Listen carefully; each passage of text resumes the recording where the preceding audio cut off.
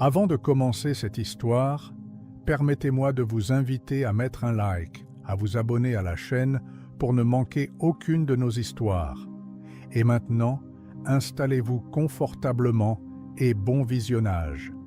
Vous pensez peut-être connaître l'Argentine, le tango, le football, la viande grillée.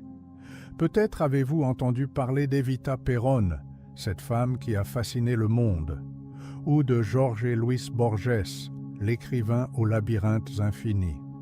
Mais connaissez-vous vraiment l'histoire de ce pays étrange, ce pays qui était autrefois l'un des plus riches du monde et qui est devenu un symbole d'échec économique? Savez-vous comment un territoire sans or ni argent, malgré son nom trompeur, est devenu une puissance mondiale avant de tout perdre? Comment des cavaliers nomades dans une plaine infinie sont devenus le symbole d'une nation entière? Et surtout, comment un colonel de l'armée a créé un mouvement politique qui divise encore l'Argentine aujourd'hui? L'histoire de l'Argentine est une histoire de paradoxe. Un pays immense et vide, un pays européen en Amérique du Sud, un pays riche qui est devenu pauvre, un pays de liberté qui a sombré dans la dictature. C'est l'histoire de 300 ans de transformation, de violence, de rêves brisés et reconstruits. Et tout commence avec un silence, le silence de la Pampa. Cette plaine herbeuse qui s'étend sur des centaines de milliers de kilomètres carrés, plate comme une mer verte sous un ciel immense. Un endroit où l'on peut regarder dans toutes les directions et ne voir que l'horizon. Un endroit où le vent souffle sans obstacle, où les tempêtes arrivent comme des armées venues de nulle part, où les hommes semblent minuscules sous l'immensité du ciel. Dans cette pampa vivaient des hommes qu'on appellerait plus tard les gauchos. Mais avant de parler d'eux, avant de parler des Espagnols qui ont tout changé, il faut parler de ceux qui étaient là en premier. Parce que l'Argentine n'était pas vide quand les conquistadors sont arrivés. C'est une erreur qu'on commet souvent. On imagine les Amériques comme des terres vierges, attendant d'être découvertes, conquises, civilisées. Mais des peuples vivaient ici depuis des millénaires. Ils avaient leurs propres histoires, leur propre culture, leur propre manière de comprendre le monde. Dans le nord-ouest, dans les vallées andines, vivaient des peuples qui avaient été intégrés à l'empire inca dans les décennies précédant l'arrivée des Espagnols. Les Diaguitas, les Calchaquis, les Omaguacas cultivaient la terre en terrasses sculptées dans les montagnes. Ils élevaient des lamas et des alpagas. Ils tissaient des textiles aux motifs géométriques complexes. Ils extrayaient des métaux des montagnes et forgeaient des outils, des armes, des ornements. Leurs forteresses de pierre, les pucaras, dominaient les vallées depuis des hauteurs stratégiques. Ces peuples n'étaient pas des nomades, primitifs. C'étaient des agriculteurs sédentaires, des artisans habiles, des guerriers féroces qui avaient résisté aux Incas et qui résisteraient aux Espagnols pendant des décennies. Plus à l'est, dans les contreforts des Andes, dans ce qui est aujourd'hui la province de Mendoza, vivaient les Huarpes.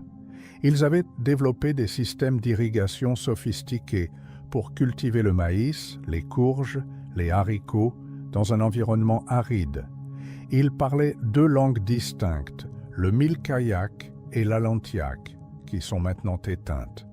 Ils vivaient dans des villages permanents, cultivaient leurs champs, élevaient quelques lamas. Leur monde était stable, organisé, prévisible, jusqu'à ce que les Espagnols arrivent.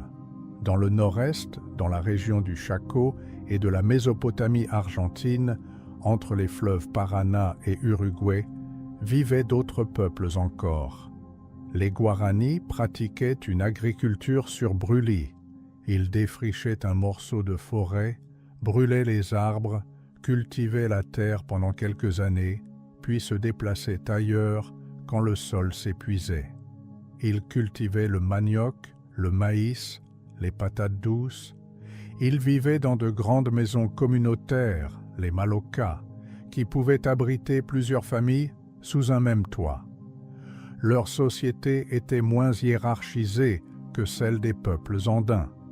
Ils n'avaient pas de roi ni d'empire, mais ils avaient leur chef, leur chaman, leur guerrier.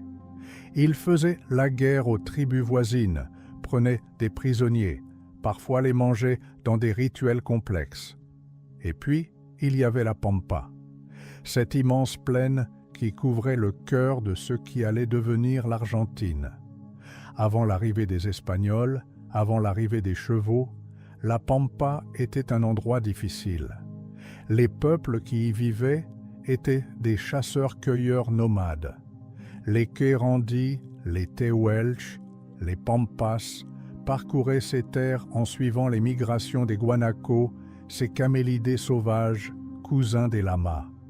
Ils chassaient aussi les Nandous, ces grandes autruches américaines qui couraient plus vite qu'un homme. Ils récoltaient des racines, des graines, des œufs.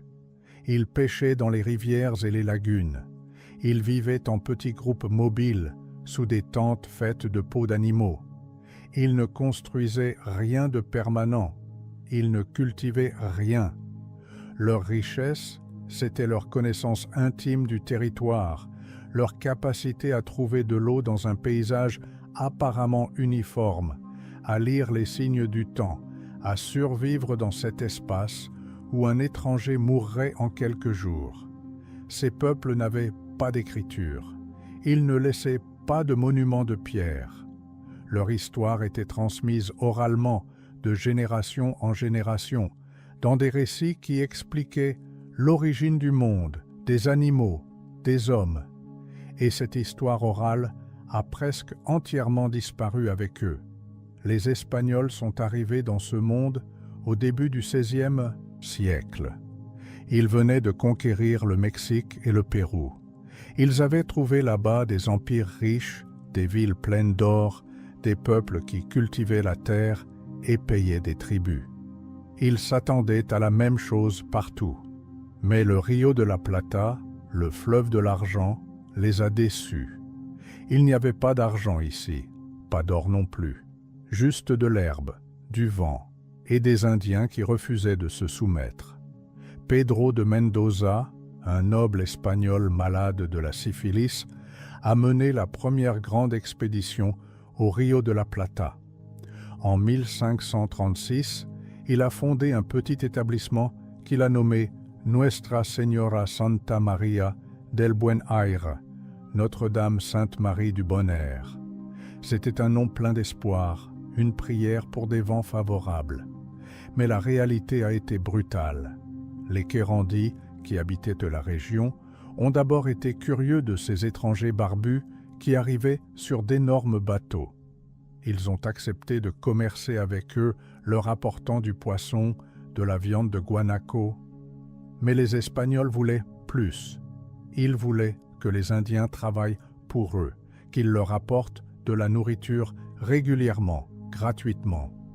Ils pensaient, comme partout en Amérique, qu'ils pouvaient simplement prendre, que c'était leur droit de conquistador.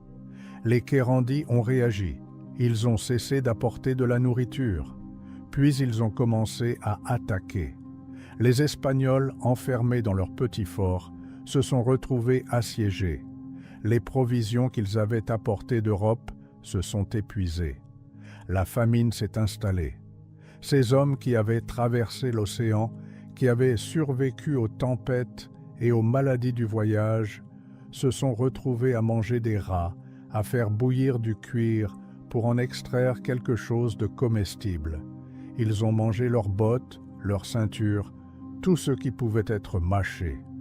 Et quand il ne restait plus rien, certains, dit-on, sont devenus cannibales. Les chroniques parlent d'hommes qui ont été pendus pour avoir mangé la chair de leurs compagnons morts. D'autres parlent de corps déterrés la nuit, de viande humaine cuite en secret. Pedro de Mendoza lui-même, de plus en plus malade, a abandonné. Il est remonté sur un bateau et a commencé le voyage de retour vers l'Espagne. Il est mort en mer, sans jamais revoir sa patrie. Et Buenos Aires, cette première Buenos Aires, a été abandonnée en 1541. Les survivants sont remontés le fleuve Paraná jusqu'à Asunción, au Paraguay, où un autre établissement espagnol avait mieux réussi. Les Quérandis avaient gagné, ils avaient chassé les envahisseurs. Mais ce n'était qu'un répit temporaire, parce que les Espagnols ne renoncent jamais. D'autres expéditions sont venues, pas depuis l'Espagne cette fois, mais depuis les colonies espagnoles déjà établies au Pérou, au Chili, au Paraguay. Des villes ont été fondées dans l'intérieur du territoire. Santiago del Estero en 1553, la première ville permanente de l'actuelle Argentine, puis Mendoza en 1561, au pied des Andes, sur la route qui reliait le Chili à l'océan Atlantique, San Juan en 1562, Tucumán en 1565, Cordoba en 1573, Salta en 1582. Ces villes du nord-ouest et de l'intérieur étaient des avant-postes de l'Empire espagnol, des points de passage sur les routes commerciales qui reliaient les mines d'argent de Potosí dans le Haut-Pérou, aujourd'hui la Bolivie, au port de Buenos Aires. Parce que malgré son échec initial, Buenos Aires était trop importante stratégiquement pour être abandonnée définitivement. C'était la porte d'entrée naturelle vers l'intérieur du continent, le point où les fleuves Paraná et Uruguay se rejoignaient pour former l'estuaire géant du Rio de la Plata. En 1580, Juan de Garay, venant d'Asunción avec un groupe de soldats et de colons, est descendu le Paraná et a refondé Buenos Aires. Cette fois, la ville a survécu. Les Indiens avaient été affaiblis par les maladies européennes, par les guerres constantes. Ils ne pouvaient plus résister comme avant.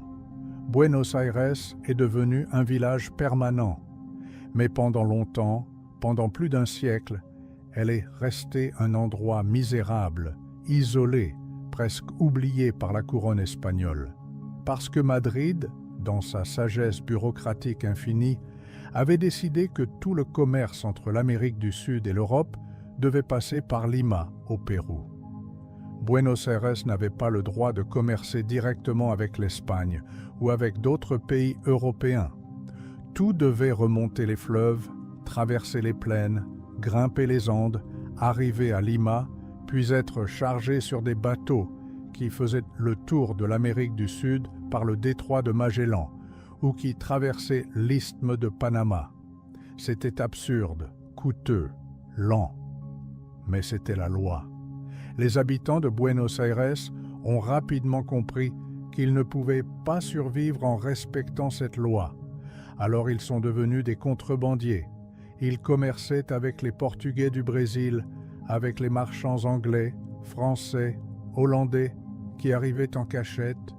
Ils exportaient du cuir de vache, du suif, de la viande séchée. Ils importaient des produits manufacturés, des esclaves africains, des livres interdits, des idées nouvelles.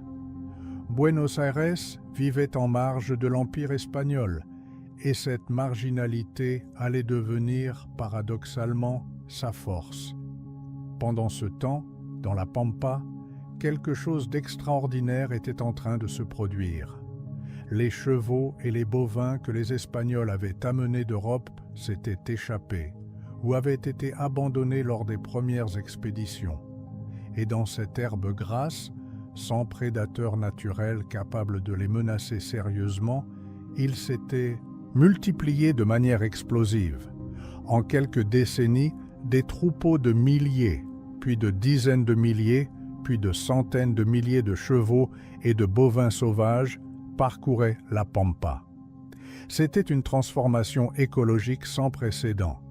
La Pampa, qui avait été une terre de chasseurs à pied, devenait une terre de cavaliers. Les Indiens ont été les premiers à adopter le cheval. Pour eux, c'était une révolution. Avec le cheval, ils pouvaient chasser plus efficacement, voyager plus vite, transporter plus de charges, faire la guerre avec une puissance nouvelle et terrible. Les Tehuelche de Patagonie, les Pampas, les Araucans venus du Chili sont devenus des cavaliers extraordinaires, peut-être les meilleurs du monde. Ils pouvaient monter à cheval avant de savoir marcher. Ils pouvaient attraper un cheval sauvage au lasso en plein galop, le dresser en quelques jours, le monter sans selle ni bride, en le guidant simplement avec leur poids, leurs jambes, leur voix. Ils pouvaient tirer des flèches avec une précision mortelle tout en galopant. Ils pouvaient se cacher entièrement derrière le corps de leur cheval pour éviter les balles ennemies. Ils étaient devenus invincibles dans leur élément. Mais il y avait aussi d'autres hommes qui adoptaient le cheval et apprenaient à vivre dans la pampa. Des métis, enfants d'Espagnols et d'Indiennes, des déserteurs de l'armée espagnole, des esclaves africains qui avaient fui leur maître, des fils de colons pauvres qui n'avaient rien à hériter dans les villes. Ces hommes sont partis dans la pampa, ils ont commencé à chasser les bovins sauvages, les cimarrones, pour leur cuir. C'était un travail dur, dangereux, mais libre. Personne ne leur disait quoi faire, quand se lever, où aller. Personne ne leur demandait de papiers, de taxes, d'obéissance à un maître. Ils vivaient sous les étoiles, dormaient sur leur selle, mangeaient de la viande grillée sur un feu de bois ou de bouse séchée. Ils ne possédaient presque rien, mais ils étaient libres. C'étaient les premiers gauchos. Le mot lui-même est enveloppé de mystère. Certains étymologistes pensent qu'il vient du quechua, la langue des Incas, d'un mot qui signifiait orphelin, vagabond, homme sans attache. D'autres croient qu'il dérive d'un terme arabe passé en espagnol andalou. D'autres encore suggèrent des origines indiennes locales, peu importe vraiment. Le mot a pris un sens nouveau, unique dans la pampa. Un gaucho, c'était un homme qui vivait libre dans les plaines, qui ne reconnaissait aucun maître, qui ne possédait presque rien, mais qui possédait l'essentiel, son honneur, son courage, sa liberté, son cheval. Les autorités coloniales voyaient les gauchos d'un tout autre œil. Pour elles, c'étaient des vagabonds, des voleurs de bétail, des hommes dangereux qui échappaient au contrôle de l'État et de l'Église. Des lois ont été promulguées pour les forcer à travailler dans les estancias, les grandes propriétés qui commençaient à se former autour de Buenos Aires et dans l'intérieur. On exigeait des gauchos qu'ils portent une papeleta, un permis de travail signé par un employeur. Ceux qui n'en avaient pas pouvaient être arrêtés sur le champ et envoyés dans l'armée, ou pire encore, envoyés dans les fortins, ces forts misérables à la frontière, avec les territoires indiens, où l'on menait une guerre sans fin, sans gloire, sans espoir. Mais la pampa était immense. Il était impossible de contrôler tous ces hommes qui se fondaient dans le paysage comme des fantômes, qui connaissaient chaque ruisseau caché, chaque colline, chaque bosquet d'arbres où se cacher. Les gauchos ont continué à vivre comme ils l'entendaient, en marge de la société coloniale, ni espagnols ni indiens, ni citadins ni paysans sédentaires. Ils étaient autre chose, quelque chose de nouveau, de difficile à définir. Leur vie quotidienne était rude au-delà de ce que nous pouvons imaginer aujourd'hui. Ils se levaient avant l'aube, dans le froid glacial des matinées d'hiver ou la chaleur déjà oppressante de l'été. Ils sellaient leur cheval dans la pénombre, parfois sans même se laver le visage. Ils parcouraient des dizaines de kilomètres chaque jour pour rassembler le bétail, marquer les veaux au fer rouge, castrer les jeunes taureaux avec un simple couteau. Leur seul outil universel était le facon, cette longue lame qu'ils portaient à la ceinture et qui servait à tout: tuer un animal, découper la viande, couper du cuir, se défendre dans un duel, manger. Leur alimentation était d'une monotonie effrayante. De la viande, encore de la viande, toujours de la viande. grillés directement sur les braises à l'assado ou bouillis dans une marmite de fer avec un peu d'eau et de sel. Ils ne mangeaient ni pain ni légumes, sauf de rares fois quand ils passaient près d'une ferme. Ils buvaient du maté, cette infusion amère d'herbes yerba mate que les Guaranis avaient appris aux Espagnols et qui était devenue la boisson universelle de la Pampa. Le maté se buvait dans une calebasse évidée, avec une bombilla, une paille métallique avec un filtre au bout. On passait le maté de main en main dans un rituel silencieux de camaraderie. Cette alimentation exclusivement carnée avait des conséquences terribles sur leur santé. Le scorbut était endémique. Leurs dents tombaient avant qu'ils aient 30 ans. Leurs gencives saignaient. Leurs articulations enflaient. Mais ils n'avaient pas le choix.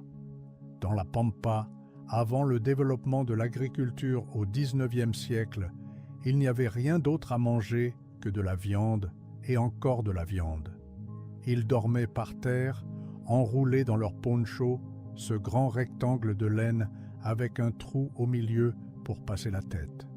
Le poncho les protégeait du froid la nuit, de la pluie le jour, du soleil brûlant. Leur selle, le recado, servait d'oreiller. Une bonne selle était la possession la plus précieuse d'un gaucho. Faite de plusieurs couches de cuir travaillées avec soin, doublée de peau de mouton pour le confort, décorée parfois d'argent si le gaucho avait de l'argent, la selle représentait des mois de travail, des années d'économie. Un gaucho pouvait perdre tout le reste, ses vêtements, son poncho, même son couteau, mais jamais sa selle. Les gauchos parlaient peu. Les mots étaient rares dans la Pampa où l'on pouvait passer des jours sans voir une autre âme humaine. On communiquait par gestes, par regards, par le langage du corps et du cheval. Mais quand ils se réunissaient à une pulperia, ce magasin général qui servait aussi de bar et de lieu de rencontre, ou autour d'un feu de camp, ils devenaient soudain loquaces. Ils racontaient des histoires, des légendes de gauchos légendaires, de chevaux impossibles à dompter, de duels sanglants, de trésors cachés. Et surtout, ils chantaient. Les gauchos étaient des poètes improvisés. Ils organisaient des payadas, ces joutes poétiques où deux hommes rivalisaient d'imagination en improvisant des vers tout en s'accompagnant à la guitare. Ils chantaient leurs amours impossibles, leurs peines infinies, la beauté cruelle de la Pampa, la mort qui rôdait toujours, la nostalgie d'un endroit ou d'un temps qu'ils ne pouvaient pas nommer. Leurs chansons étaient tristes, mélancoliques, pleines d'une nostalgie existentielle. Ils pleuraient quelque chose qu'ils n'avaient jamais perdu parce qu'ils ne l'avaient jamais eu. Les femmes étaient rares dans ce monde d'hommes. Quelques chinas, ces femmes métisses qui vivaient dans les estancias ou suivaient parfois les hommes dans la Pampa. Mais la plupart du temps, les gauchos vivaient entre eux, dans une camaraderie rude, silencieuse, où l'homosexualité était taboue, mais probablement pas rare, même si jamais mentionné. Quand ils avaient de l'argent, gagné en vendant des cuirs ou en travaillant temporairement dans une estancia, les gauchos allaient à la pulperia. Là, ils buvaient de l'aguardiente, de l'eau de vie qui brûlait la gorge et réchauffait le ventre. Ils jouaient aux cartes, au truco, ce jeu de bluff et de hasard. Ils se battaient. Les duels au couteau étaient fréquents, déclenchés par un mot de travers, un regard, une femme, parfois pour rien du tout. On se battait en silence, sans témoins si possible, chacun avec son facon, dans un cercle tracé sur le sol qu'on ne devait pas franchir. Le combat durait jusqu'à ce que l'un des deux tombe, blessé ou mort. Le survivant disparaissait dans la Pampa. Justice n'était jamais rendue parce qu'il n'y avait pas de justice dans la Pampa, seulement le code non écrit du courage et de l'honneur. Mais il ne faut pas idéaliser les gauchos. Ils n'étaient pas des héros romantiques. Beaucoup étaient brutaux, violents, alcooliques. Ils traitaient les Indiens avec mépris quand ils ne les combattaient pas dans des raids sanglants. Ils participaient aux vaquerias, ces expéditions pour massacrer les bovins sauvages par milliers, juste pour prendre les cuirs et laisser pourrir la viande. Ils enlevaient des femmes indiennes lors de raids, les violaient, les gardaient comme concubines ou les abandonnaient. Ils volaient du bétail des estancias, ce qu'on appelait le abigueato, et revendaient les cuirs aux contrebandiers. La Pampa n'était pas un paradis pastoral. C'était un espace dur, impitoyable, violent, où la loi du plus fort régnait et où la vie humaine avait peu de valeur. Pourtant, quelque chose d'essentiel, quelque chose de profondément argentin s'est cristallisé dans la figure du gaucho. Une idée de liberté absolue, de vie sans contrainte sociale, d'homme qui ne doit rien à personne, qui ne s'incline devant aucun pouvoir. Cette idée allait devenir centrale dans l'imaginaire argentin, même quand les gauchos réels auraient disparu, transformés en péons exploités ou en fantômes de musées. Pendant le XVIIIe siècle, le monde colonial changeait lentement. L'Espagne, affaiblie par des guerres incessantes en Europe, essayait de réformer son empire américain pour en extraire plus de richesses. Les réformes bourboniennes visaient à centraliser le pouvoir, à augmenter les taxes, à contrôler plus étroitement le commerce. En 1776, la couronne espagnole a créé la vice-royauté du Rio de la Plata, séparant cette région de la vice-royauté du Pérou et établissant Buenos Aires comme capitale. C'était une reconnaissance tardive, mais importante de la croissance économique et stratégique de cette région. Buenos Aires n'était plus un village oublié. Au XVIIIe siècle, elle était devenue un port majeur, une porte d'entrée vers l'intérieur du continent. Le commerce légal s'est développé, même si la contrebande restait plus importante. La ville a grandi rapidement. Des édifices publics ont été construits. Le cabildo, la mairie coloniale, la cathédrale, des couvents, des églises. Des rues ont été pavées, des places aménagées. Une élite commerciale s'est enrichie, une élite de marchands, d'exportateurs de cuir et de viande salée, d'importateurs de produits européens et d'esclaves africains. Cette élite créole commençait à avoir ses propres idées sur la manière dont les choses devaient être gouvernées. Ces hommes lisaient. Les idées des Lumières européennes arrivaient à Buenos Aires, malgré la censure. Les livres de Rousseau, de Montesquieu, de Voltaire circulaient en contrebande. Les nouvelles de la Révolution française en 1789, de l'indépendance des États-Unis en 1776, parvenaient à Buenos Aires avec quelques mois de retard, et ces idées commençaient à germer dans les esprits éduqués. Pourquoi l'Amérique devrait-elle être gouvernée depuis Madrid, depuis l'autre côté de l'océan? Pourquoi les Américains nés en Amérique, les créoles, devraient-ils être traités comme des citoyens de seconde zone, exclus des postes importants de l'administration coloniale, taxés pour enrichir une métropole lointaine qui ne leur donnait presque rien en retour? En 1806 et 1807, deux événements ont changé tout. Les Britanniques, en guerre contre l'Espagne alliée de Napoléon, ont décidé de conquérir Buenos Aires. 2 fois, des forces expéditionnaires britanniques ont débarqué avec des troupes régulières, bien entraînées et bien équipées. La première fois, en juin 1806, les Britanniques ont facilement vaincu les faibles forces espagnoles et ont occupé la ville pendant 46 jours. Mais les habitants de Buenos Aires, créoles et espagnols ensemble, ont organisé la résistance. Santiago de Liniers, un officier français au service de l'Espagne, a mené une contre-attaque depuis Montevideo. Les Britanniques ont été chassés. La deuxième invasion, en juin 1807, a été plus importante. Cette fois, les Britanniques ont débarqué près de 10 000 soldats, mais Buenos Aires était préparé. Des milices locales avaient été organisées et armées. Quand les Britanniques ont essayé d'avancer dans les rues étroites de la ville, ils ont été attaqués de toutes parts.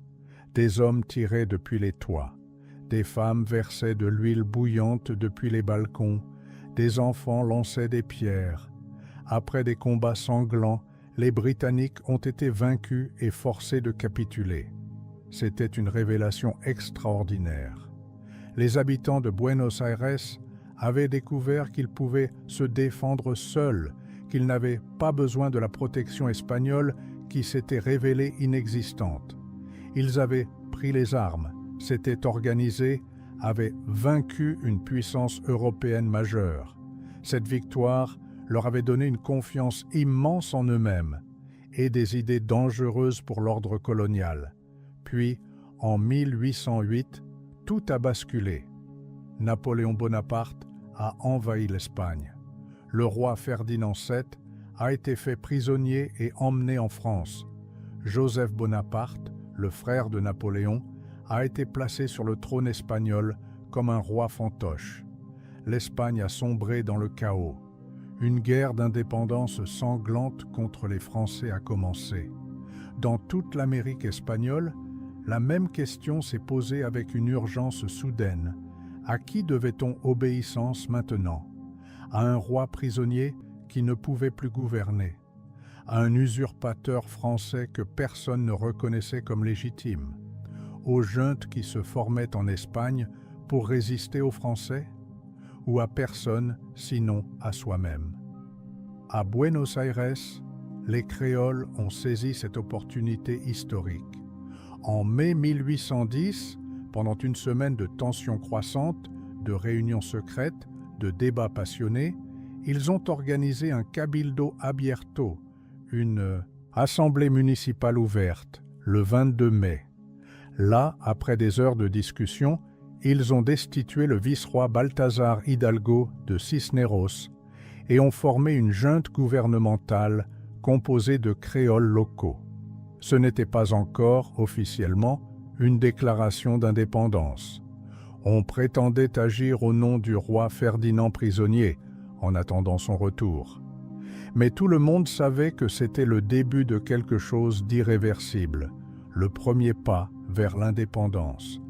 La révolution de mai 1810 a déclenché une série de guerres qui allaient durer 15 ans et transformer complètement la région.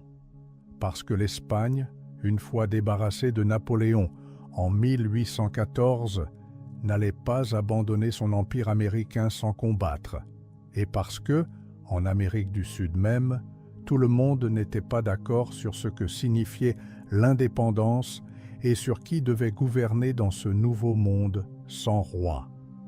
Les armées révolutionnaires se sont formées rapidement, presque improvisées au début. Mais qui allait les composer? Pas seulement les avocats et commerçants de Buenos Aires qui avaient organisé la junte et qui passaient leur temps à écrire des proclamations et à débattre de constitutions. Il fallait des soldats, des hommes qui savaient se battre, qui savaient monter à cheval, qui n'avaient pas peur de tuer et de mourir. Et c'est là que les gauchos sont entrés dans l'histoire politique de l'Argentine. Les leaders révolutionnaires, pragmatiques malgré leur rhétorique idéaliste, ont compris qu'ils avaient besoin de ces hommes de la Pampa. Manuel Belgrano, un avocat créole qui avait étudié en Espagne et qui s'était transformé en général révolutionnaire malgré son manque total d'expérience militaire, a parcouru le nord de l'Argentine en recrutant des gauchos dans ses armées. José de San Martin, un officier professionnel qui avait combattu pour l'Espagne en Europe pendant 20 ans, avant de rejoindre la cause révolutionnaire américaine, a fait de même. Il a créé le régiment de grenadiers à cheval, une unité d'élite composée en grande partie de gauchos transformés en soldats réguliers. Ces hommes qui avaient vécu libres toute leur vie, qui n'avaient jamais obéi à personne, sauf peut-être au patron d'une estancia, se sont retrouvés dans des uniformes bleus avec des boutons dorés, soumis à la discipline militaire stricte, forcés de marcher au pas, de saluer leurs officiers, d'obéir aux ordres sans question. Ils ont été envoyés combattre pour une cause qu'ils ne comprenaient pas toujours clairement. Qu'est-ce que ça changeait pour eux que Buenos Aires soit gouverné par un vice-roi espagnol ou par une junte créole? Dans la Pampa, aucun gouvernement n'avait jamais rien fait pour eux. Mais ils ont combattu quand même, parce qu'on leur avait promis la terre après la victoire, parce qu'on leur avait dit qu'ils se battaient pour la liberté, un mot qu'ils comprenaient à leur manière, parce que c'était mieux que de crever de faim dans la Pampa ou de se faire attraper par les patrouilles qui enlevaient les vagabonds pour les envoyer de force dans l'armée, ou simplement parce qu'ils aimaient se battre, que la violence était ce qu'ils connaissaient le mieux. Les batailles ont été brutales au-delà de ce que l'on peut imaginer. À Tucumán, le 24 septembre 1812, l'armée révolutionnaire de Belgrano, largement composée de milices locales et de gauchos à peine entraînés, a vaincu une armée royaliste professionnelle venue du Pérou. Les cavaliers gauchos ont chargé encore et encore contre les lignes d'infanterie espagnoles, sabrant avec leurs lances, renversant les hommes, piétinant les blessés sous les sabots de leurs chevaux. À Salta, le 20 février 1813, une autre victoire décisive a consolidé le contrôle révolutionnaire du nord-ouest argentin. Mais dans le Haut-Pérou, aujourd'hui la Bolivie, les armées révolutionnaires ont été repoussées à chaque fois. 3 expéditions ont été envoyées depuis Buenos Aires vers le nord, et les 3 ont échoué. Les Espagnols contrôlaient toujours le Pérou, le cœur ancien de leur empire sud-américain, avec Lima comme capitale vice-royale, et ils n'allaient pas le lâcher facilement. Le Pérou était trop riche, trop important, trop symbolique. José de San Martin avait compris qu'on ne pouvait pas libérer l'Amérique du Sud en attaquant le Pérou de front par le nord, en traversant les déserts et les montagnes de la Bolivie. Il fallait une autre stratégie, plus audacieuse, presque folle. Il a donc formé un plan, créer une armée en Argentine, traverser la cordillère des Andes, libérer le Chili, puis attaquer le Pérou par la mer depuis l'ouest. C'était de la folie pure. Les Andes sont la 2e chaîne de montagnes la plus haute du monde après l'Himalaya. Les cols que San Martin devrait franchir atteignaient plus de 4000 mètres d'altitude. Le froid y était mortel, l'air si rare qu'on pouvait à peine respirer, les tempêtes arrivaient sans avertissement et pouvaient tuer un homme en quelques heures. Aucune armée n'avait jamais tenté une telle traversée avec des canons, des munitions, des provisions pour des milliers d'hommes. San Martin l'a fait quand même. Il s'est installé à Mendoza, au pied des Andes, et pendant 3 ans, de 1814 à 1817, il a préparé méticuleusement son expédition. Il a recruté et entraîné des soldats. Il a fait fabriquer des armes, des uniformes, des selles. Il a collecté des informations sur les passes de montagne, a envoyé des espions au Chili pour connaître les positions espagnoles. Il a même organisé une opération de désinformation pour faire croire aux Espagnols qu'il attaquerait par un autre col. En janvier 1817, l'armée des Andes a commencé sa traversée légendaire. Plus de 5000 hommes, des centaines de mules chargées de provisions, 21 canons, tout cela grimpant par des sentiers de montagne à peine visibles.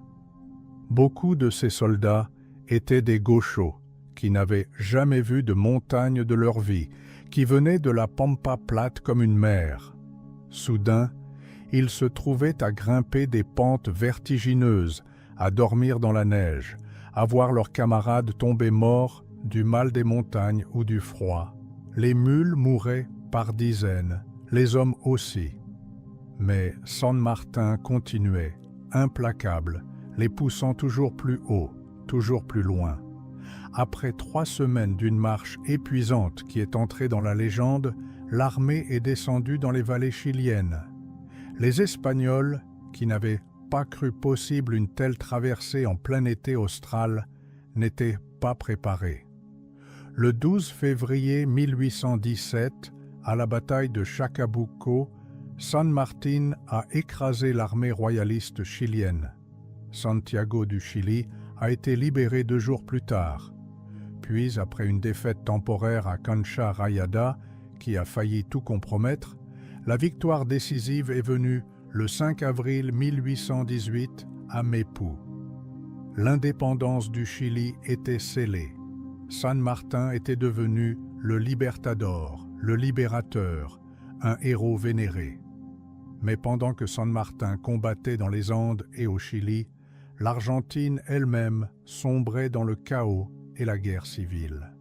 Parce que l'indépendance, proclamée officiellement le 9 juillet 1816 à Tucumán par un congrès de représentants des provinces, n'avait pas résolu la question fondamentale qui allait hanter l'Argentine pendant des décennies. Qui allait gouverner ce nouveau pays et comment? Quelle forme devait prendre le gouvernement? Buenos Aires voulait le pouvoir centralisé dans ses mains. L'élite porteña, les habitants de Buenos Aires, pensaient qu'ils devaient diriger le pays parce qu'ils étaient les plus riches, les plus éduqués, les plus proches de l'Europe civilisée. Ils voulaient un gouvernement unitaire fort, basé à Buenos Aires, qui contrôlerait toutes les provinces, qui percevrait toutes les taxes, qui prendrait toutes les décisions importantes. Pour eux, c'était évident, naturel, nécessaire pour construire une nation moderne. Mais les provinces n'étaient pas du tout d'accord. Pourquoi Buenos Aires devrait-elle décider pour tout le monde? Pourquoi les revenus énormes du port de Buenos Aires, les taxes sur le commerce extérieur qui étaient presque entièrement concentrés dans cette ville, ne devaient-ils pas être partagés avec l'intérieur du pays qui produisait les biens exportés? Pourquoi les provinces devaient-elles accepter des lois écrites à Buenos Aires par des avocats qui n'avaient jamais mis les pieds dans l'intérieur? Les provinces voulaient un système fédéral où chaque région garderait son autonomie, contrôlerait ses propres affaires, élirait ses propres gouverneurs.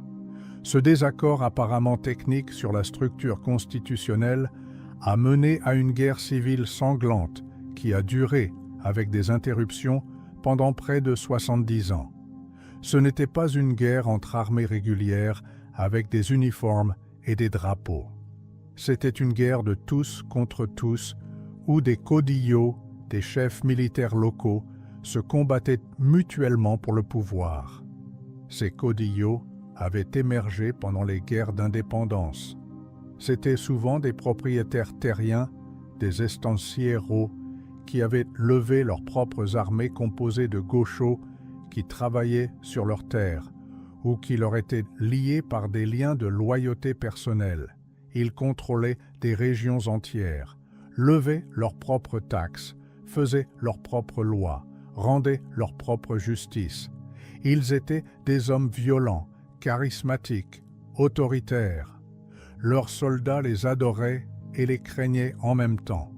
Un mot d'eux pouvait signifier la vie ou la mort. José Gervasio Artigas en Uruguay, qui se battait pour l'autonomie contre Buenos Aires et contre les Portugais du Brésil. Facundo Quiroga à La Rioja, surnommé le Tigre des Plaines, un homme d'une violence légendaire. Estanislao López à Santa Fe. Juan Bautista Bustos à Cordoba. Ces noms ne vous disent peut-être rien, mais en Argentine, ils résonnent encore comme des fantômes du passé. Les guerres civiles entre unitaires et fédéraux ont déchiré l'Argentine pendant des décennies. C'était une violence sans limite, sans pitié. Les armées, composées en grande partie de gauchos recrutés de force ou enrôlés volontairement par loyauté envers leurs caudillos, traversaient la pampa en pillant, en tuant, en violant. les prisonniers étaient souvent exécutés sur place, égorgés comme des animaux avec les mêmes couteaux qu'on utilisait pour abattre le bétail.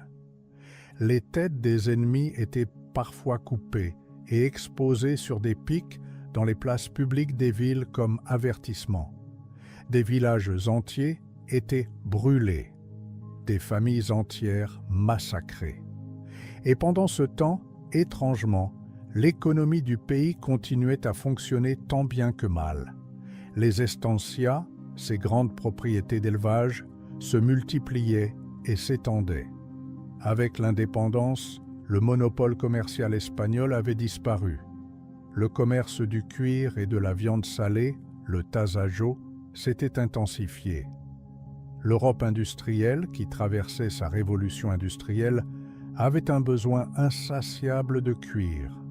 Le cuir servait à fabriquer des courroies pour les machines dans les usines, des chaussures pour les millions d'ouvriers qui affluaient vers les villes, des selles et des harnais pour les chevaux qui tiraient encore presque tout.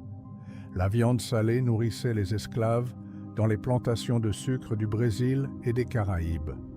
Les estancieros, les propriétaires de ces grandes propriétés, s'enrichissaient rapidement. Ils accumulaient des milliers, puis des dizaines de milliers, puis des centaines de milliers d'hectares de pampa. Ils employaient des centaines de gauchos comme péons, ouvriers agricoles. Mais ces gauchos n'étaient plus les hommes libres de la génération précédente. Ils étaient attachés à une estancia par la loi, par la dette, par le manque d'alternatives. La loi exigeait qu'ils aient une papeleta de travail signée par un employeur. Ceux qui n'en avaient pas étaient considérés comme des vagabonds et pouvaient être arrêtés et envoyés de force dans l'armée ou dans les fortins à la frontière. La pampa elle-même changeait physiquement. Les terres qui avaient été libres, sans propriétaire défini, étaient maintenant clôturées, divisées, distribuées par le gouvernement à des individus privés qui avaient les connexions politiques ou l'argent pour les acheter à bas prix. Les Indiens étaient de plus en plus repoussés vers le sud, au-delà d'une frontière mouvante qu'on appelait simplement la frontera. Des lignes de fortins, des forts militaires primitifs, étaient construits pour protéger les estancias contre les raids indiens qui continuaient sans cesse. Parce que les Indiens, eux, n'avaient pas accepté cette nouvelle Argentine.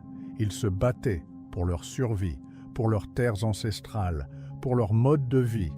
Les Malones, les raids indiens, étaient constants et violents. Des centaines de guerriers montés attaquaient soudainement une estancia isolée, tuaient les hommes, enlevaient les femmes et les enfants, volaient des milliers de têtes de bétail qu'ils emmenaient vers le sud. Les captifs, les cautivos, étaient intégrés dans les tribus indiennes, les femmes devenant des épouses, les enfants élevés comme des Indiens. Les expéditions punitives organisées par les estancieros et le gouvernement étaient tout aussi brutales. On ne faisait pas de prisonniers masculins adultes. On tuait les hommes, on capturait les femmes et les enfants qu'on ramenait et qu'on vendait comme domestiques ou qu'on distribuait à des familles blanches pour les civiliser. C'était un cycle de violence sans fin qui ne pouvait se terminer que par l'anéantissement complet de l'un des deux côtés. C'est dans ce contexte chaotique et sanglant qu'est apparu Juan Manuel de Rosas, l'homme qui allait dominer l'Argentine pendant plus de 20 ans et marquer profondément l'histoire du pays. Rosas était un estanciero, un grand propriétaire terrien de la province de Buenos Aires. Il était né en 1793 dans une famille de l'élite créole. Jeune homme, il avait appris à gérer les estancias familiales, à commander les gauchos, à survivre dans la pampa. Il était un cavalier exceptionnel, capable de dompter les chevaux les plus sauvages. Il participait au rodéo, dormait avec ses péons sous les étoiles, mangeait la même nourriture qu'eux, parlait leur langage. Il connaissait les gauchos mieux que quiconque dans l'élite. Il comprenait ce qui les motivait, comment obtenir leur loyauté absolue. Mais ne vous y trompez pas. Rosas n'était pas un gaucho. Il était leur patron, leur maître. Et il savait exactement comment utiliser leur loyauté pour ses propres fins politiques. Rosas a levé une milice privée composée de gauchos dévoués de ses estancias. Cette milice, habillée de ponchos rouges, qui allait devenir le symbole du fédéralisme rosiste, était disciplinée, efficace, impitoyable. Rosas l'utilisait pour maintenir l'ordre dans ses propriétés immenses, pour combattre les Indiens dans des expéditions punitives sanglantes et finalement pour entrer dans la politique provinciale puis nationale. En 1829, après une série de conflits civils complexes, Rosas a été nommé gouverneur de la province de Buenos Aires avec des facultés extraordinaires, essentiellement des pouvoirs dictatoriaux. Il avait promis de restaurer l'ordre dans une province épuisée par des années de guerre civile. Et il l'a fait, mais à sa manière très particulière et terrifiante. Rosas a créé un système de terreur politique sophistiqué. Il a divisé la société en deux camps, les fédéraux, qui le soutenaient, et les unitaires, ses ennemis. Ceux qui s'opposaient à lui, même modérément, étaient immédiatement marqués comme unitaires et persécutés. Des listes noires circulaient avec les noms des suspects, des escouades de mazorqueros, des hommes à sa solde, patrouillaient dans Buenos Aires la nuit, identifiables à leurs ponchos rouges et leurs couteaux. Ils attaquaient les maisons des unitaires suspectés, les traînaient dans la rue, les poignardaient, les pendaient aux réverbères. Les corps étaient laissés dans les rues comme avertissement. Les victimes étaient souvent mutilées de manière horrible, leurs oreilles coupées, leur sang utilisé pour peindre des slogans politiques sur les murs blancs des maisons. Mais Rosas avait aussi un soutien massif. Les gauchos le vénéraient presque religieusement parce qu'il était, ou prétendait être, l'un des leurs. Il portait le costume gaucho, participait au rodéo, parlait comme eux. Les estancieros le soutenaient parce qu'il protégeait leurs intérêts économiques et maintenait l'ordre dans les campagnes en contrôlant les gauchos. Les gens ordinaires de Buenos Aires, fatigués de décennies de guerre civile, voulaient la stabilité à tout prix, même si cela signifiait vivre sous une dictature sanglante. Rosas a imposé une uniformité culturelle absurde. Tout le monde devait porter du rouge, la couleur fédérale. Porter du bleu, la couleur des unitaires, pouvait être mortel, un motif d'arrestation et de torture. Toutes les lettres, tous les documents officiels, même les plus banals, devaient commencer et se terminer par des formules obligatoires comme « mort aux unitaires »,« sauvage » ou « vive la Sainte Fédération ». C'était grotesque, kafkaïen, mais terriblement efficace. Cela créait un climat de peur constante, où chacun devait démontrer publiquement sa loyauté à chaque instant. Rosas a contrôlé les relations extérieures de toutes les provinces argentines, même si constitutionnellement, il n'était que le gouverneur de Buenos Aires. Il a refusé obstinément d'écrire une constitution nationale. Il gouvernait par décret, par la force de sa personnalité et de ses armées. Il a bloqué le fleuve Paraná pour empêcher le commerce français et britannique avec les provinces de l'intérieur, ce qui a mené à des interventions militaires européennes. Des flottes françaises en 1838, puis franco-britanniques en 1845 ont bombardé Buenos Aires et bloqué son port pendant des années. Mais Rosas a résisté avec un nationalisme féroce. Il a transformé ces agressions étrangères en symbole de la résistance argentine contre l'impérialisme européen. Pendant son règne, de 1829 à 1832, puis de nouveau de 1835 à 1852, l'Argentine n'a pratiquement pas progressé. Il n'y avait presque pas d'écoles publiques, pas d'infrastructures nouvelles, pas de développement économique significatif, au-delà de l'expansion des estancias. L'économie restait basée sur l'exportation de cuir et de viande salée, contrôlée par les estancieros proches de Rosas, qui s'enrichissaient pendant que le reste du pays stagnait. Mais l'opposition existait, même si elle devait se cacher ou s'exiler. Des intellectuels argentins, forcés de fuir, s'étaient de réfugiés en Uruguay, au Chili, en Europe. Depuis là, ils écrivaient contre Rosas, dénonçaient sa tyrannie, rêvaient d'une Argentine différente. Domingo Faustino Sarmiento, un jeune homme de province devenu l'un des plus grands penseurs argentins, a publié en 1845 un livre extraordinaire intitulé Facundo, ou Civilisation et barbarie. Dans ce livre brillant mais aussi profondément problématique, Sarmiento analysait l'Argentine comme le champ de bataille d'un conflit fondamental entre la civilisation, représentée par Buenos Aires, les villes, l'éducation, l'Europe, et la barbarie, représentée par la Pampa, les Gauchos, les Caudillos, comme Rosas. Pour Sarmiento, les Gauchos étaient des sauvages qui devaient être éduqués ou, si nécessaire, éliminés. Son rêve était de transformer l'Argentine en une nation européenne transplantée en Amérique, en important massivement des immigrants européens, en construisant des écoles et des chemins de fer, en effaçant tout ce qui était indigène ou métis, tout ce qui était arriéré et barbare. Cette vision raciste et élitiste allait malheureusement dominer l'Argentine pour le siècle suivant, avec des conséquences terribles. Mais d'abord, il fallait se débarrasser de Rosas, et cela est finalement arrivé en 1852. Rosas avait créé trop d'ennemis. Les provinces de l'intérieur en avaient assez de sa domination. L'Uruguay et le Brésil, menacés par son expansionnisme, ont décidé d'agir.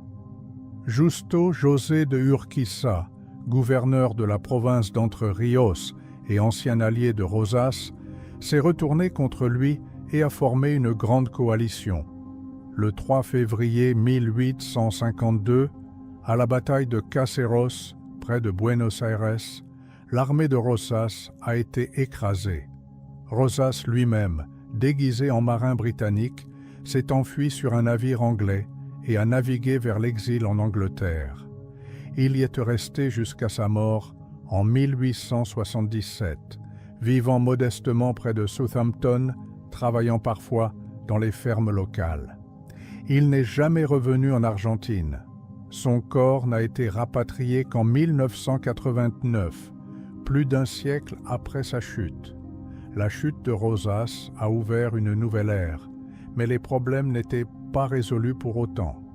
Le vieux conflit entre Buenos Aires et les provinces a ressurgi immédiatement. Buenos Aires refusait de rejoindre la Confédération argentine que les autres provinces avaient formée.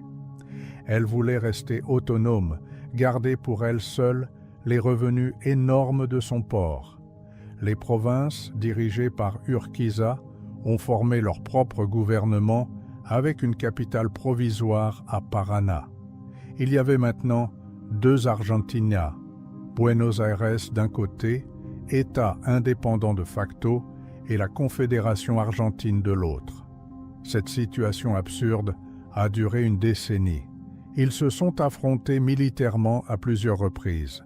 Finalement, après la bataille de Pavón en 1861, un compromis compliqué a été atteint. Buenos Aires a accepté de rejoindre la Confédération, mais en gardant certains privilèges, notamment le contrôle de son port et de ses revenus douaniers. L'Argentine était enfin unifiée, du moins en théorie.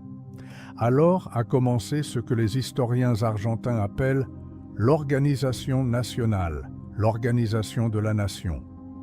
Les présidents de cette époque, Bartolomé Mitre de 1862 à 1868, Domingo Faustino Sarmiento de 1868 à 1874, Nicolas Avellaneda de 1874 à 1880 étaient tous des hommes cultivés, éduqués en Europe ou influencés par les idées européennes.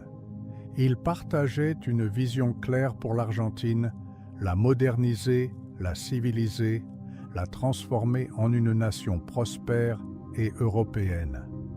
Leur premier grand projet a été l'éducation. Sarmiento, qui est devenu président après avoir été ambassadeur aux États-Unis, où il avait étudié le système éducatif américain, a créé des milliers d'écoles primaires dans tout le pays. Il a fait venir des centaines d'enseignants d'Europe et des États-Unis, surtout des femmes, pour enseigner dans ces nouvelles écoles.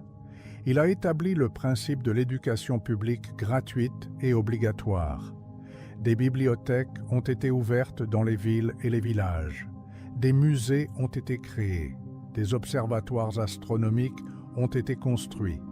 Sarmiento croyait passionnément que l'éducation était la clé de tout, qu'un peuple éduqué serait un peuple prospère et libre. Le deuxième grand projet a été le chemin de fer. La première ligne de chemin de fer argentine avait été inaugurée en 1857, reliant Buenos Aires à la banlieue de Flores sur seulement 10 km. C'était un début modeste, mais symbolique. Des compagnies britanniques, attirées par les profits potentiels énormes, ont investi massivement dans le réseau ferroviaire argentin dans les décennies suivantes. Des milliers et des milliers de kilomètres de voies ont été posés, rayonnant de Buenos Aires vers toutes les directions comme une toile d'araignée géante. Le train a révolutionné l'économie argentine. Maintenant, on pouvait transporter rapidement du bétail vivant depuis la pampa profonde jusqu'aux abattoirs de Buenos Aires. On pouvait exporter du blé depuis Cordoba, depuis Santa Fe, depuis les provinces de l'intérieur. Les provinces autrefois isolées, accessibles seulement après des semaines de voyage en chariot, étaient maintenant connectées. Mais le troisième grand projet de cette génération de dirigeants a été le plus sinistre et le plus sanglant. On l'appelle pudiquement la Conquista del Desierto, la conquête du désert. C'était un euphémisme grotesque. Il n'y avait pas de désert. Il y avait des Indiens, des dizaines de milliers d'Indiens qui vivaient dans la Patagonie et dans les territoires au sud de Buenos Aires. Et le gouvernement argentin, soutenu par les estancieros qui voulaient ces terres pour étendre leurs propriétés, a décidé de les éliminer définitivement. En 1879, le général Julio Argentino Roca, qui allait devenir président l'année suivante, a mené une campagne militaire massive et systématique contre les Indiens. 6 colonnes de soldats, totalisant plus de 8000 hommes équipés de fusils modernes, Remington, d'artillerie, de mitrailleuses, ont avancé simultanément vers le sud, balayant tout sur leur passage.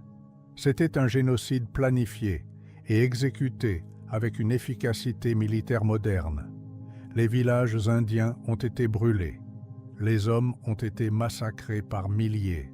Les femmes et les enfants ont été capturés et emmenés vers le nord.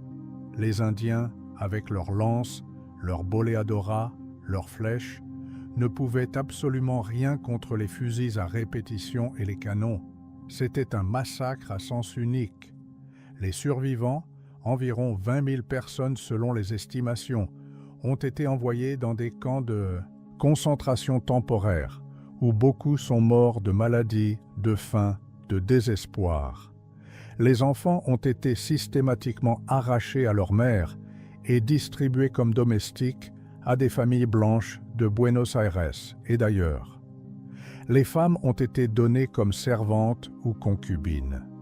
Les hommes considérés comme dangereux ont été exécutés ou envoyés travailler comme esclaves virtuels dans les plantations de sucre du Nord. Roca est devenu un héros national. Des statues ont été érigées en son honneur dans tout le pays. Des villes, des places, des rues portent encore aujourd'hui son nom. Il a été élu président 2 fois et a gouverné l'Argentine à travers d'autres présidents qu'il contrôlait. La conquête du désert a ouvert environ 15 millions d'hectares de nouvelles terres à la colonisation et à l'élevage. Mais ces terres n'ont pas été distribuées équitablement aux immigrants pauvres ou aux petits fermiers comme on l'avait promis. Elles ont été vendues à bas prix ou simplement données aux estancieros déjà riches, aux généraux qui avaient participé à la campagne, aux politiciens bien connectés. La concentration de la propriété de la terre en Argentine, déjà très élevée, est devenue l'une des plus inégales au monde. Quelques centaines de familles possédaient la majeure partie de la pampa fertile, et ces terres allaient devenir extraordinairement précieuses dans les décennies suivantes, parce que l'Europe avait faim. L'Europe de la fin du XIXe siècle, industrialisée, urbanisée, avec ses villes surpeuplées pleines d'ouvriers d'usines, avait besoin de nourriture en quantité énorme. Et l'Argentine, avec sa pampa immense et fertile, son climat tempéré parfait, était idéalement placée pour devenir le grenier et la boucherie de l'Europe. L'invention du bateau frigorifique en 1877 par l'ingénieur français Charles Tellier a changé complètement l'économie argentine. Avant cette invention, on ne pouvait exporter que de la viande salée, le tasajo, un produit de qualité inférieure destiné à nourrir les esclaves. La viande fraîche pourrissait pendant le long voyage vers l'Europe. Mais maintenant, avec les chambres frigorifiques, on pouvait transporter de la viande congelée depuis l'Argentine jusqu'en Europe sans qu'elle se gâte. En 1877, le premier chargement expérimental de viande congelée argentine est arrivé au Havre, en France. C'était un succès complet. La viande était parfaitement conservée, consommable, délicieuse même. La demande a explosé littéralement. Des frigorifiques, des abattoirs industriels géants équipés de chambres froides et de machines modernes ont été construits à Buenos Aires, à Rosario, à Bahía Blanca, à La Plata. Des compagnies britanniques comme Liebig, Veste, Swift ont investi massivement. Des compagnies argentines aussi. Ces frigorifiques employaient des milliers d'ouvriers qui travaillaient dans des conditions terribles, dans le froid constant, avec des accidents fréquents pour des salaires misérables. Mais ils produisaient des millions de tonnes de viande congelée qui partaient vers l'Europe chaque année. Le blé aussi est devenu une exportation majeure. La Pampa avait un climat quasi parfait pour le blé, un sol fertile, des terres immenses et plates, faciles à cultiver avec les machines modernes qui commençaient à arriver. Les immigrants italiens et espagnols qui arrivaient en masse ont défriché les terres, ont planté du blé. Les récoltes étaient abondantes, extraordinaires. L'Argentine est devenue l'un des plus grands exportateurs de blé au monde, en concurrence avec les États-Unis, le Canada, la Russie. Le blé argentin nourrissait l'Europe. L'Argentine devenait riche, très riche, incroyablement riche. Au début du XXe siècle, plus précisément en 1910, l'Argentine était l'un des 10 pays les plus riches du monde par habitant, au même niveau que la France ou l'Allemagne.